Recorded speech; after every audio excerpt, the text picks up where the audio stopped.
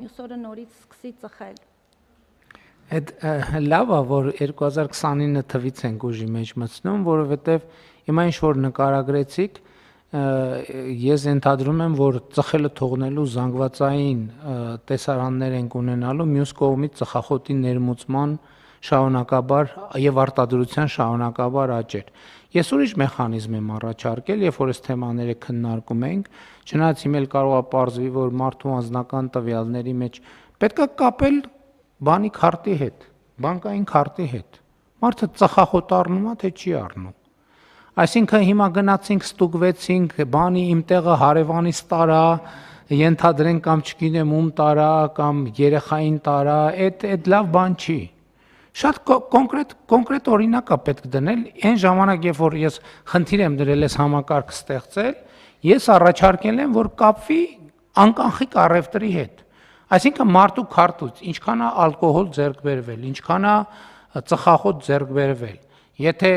նախորդող շրջանի վիճակագրության անկում ունենք, ընդ որում սա օբյեկտիվ ցուցանիշ է, որովհետև եթե ասենք օրինակ տատիկի քարտով է ծխախոտ ձեռք բերելու, այդ պետք է ինչ որ ձևով նախատեսենք, որ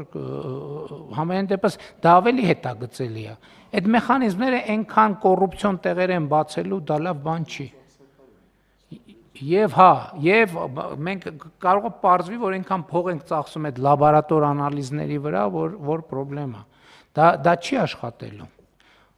Եթե ելի եմ ասում, հիմա ինչ անում ենք, վերջը, որտեղ ուզում ենք ստվերը կրճատենք, պարզվում է մարդկանց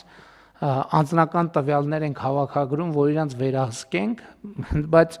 եթե պարզվի, որ մեծ պրոբլեմ չի, որ մեզ բան անենք, տեսնենք մարդը ծխախոտ գնե, վերջ պետք է առնի ծխախոտ, չէ՞։ Կամ այդ օբյեկտիվ, այսինքն անփոփոխելի տվյալների հետ է դա պետք կապել, որ եւ հետագծելի, որովհետեւ հետո կարող են գնալ ասել, բայ էս ինչ էր եւ այլն, էլի քրեական գործ, էլի ՊՎԾ, էլի բան, աղմուկ աղակ, կասի դե այն ժամանակ որ եկել է, չէր ծխում, հիմա ծխում է։ Ու սենց մի հատ փակ շրջանի մեջ կմտնենք, կամ սկզբնական շրջանում դնենք միայն այն բաները, այն չափանիշները, որոնք օբյեկտիվորեն բան են, այսինքն հետագծելի են։ Դա հնարավոր չի հետին թվով փոխել կամ ասել դե այն ժամանակ տենց էր, հիմա սենց է։ Որ համակարգ աշխատի, հակառակ դեպքում բան չի անի։ Այն ինչ որ նկարագրեցիք, իմ կարծիքով պրոբլեմատիկ է։ Բայց ասում եմ, լավա որ սկսում ենք հիմա process-ը, եւ մինչեւ 29 թիվը ժամանակ ունենք, որ հասկանանք, թե ոնց կարող ենք մենք այդ խնդիրը լուծել, բայց գաղափարը շատ լավ գաղափար է եւ կարեւոր գաղափար է։ Այսինքն մարդը եթե մարզասրահ գնաց կամ այդ օբյեկտիվ ցուցանիշները մենք իրան տալիս ենք լրացուցիչ վճարամիջոց, այսինքն մարդը ջանքա գործադրում, ի առողջության ապահովագրության իր վճարը նվազում է եւ մի բան էլ մենք իրեն կամ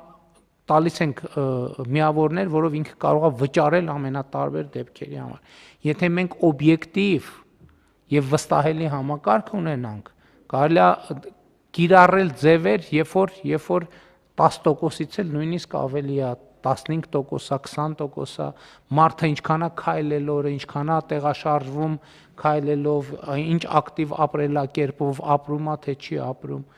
Բարդ է խնդիրը հասկանում եմ, բայց իմ կարծիքով պոզիտիվ է եւ ռազմավարական առումով շատ, այսինքն այստեղ հարցը այն չի,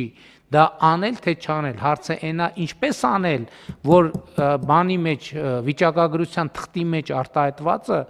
արտահայտի իրական կյանքում տեղի ունեցող process-ները։ Համեցեք մանգրիկ։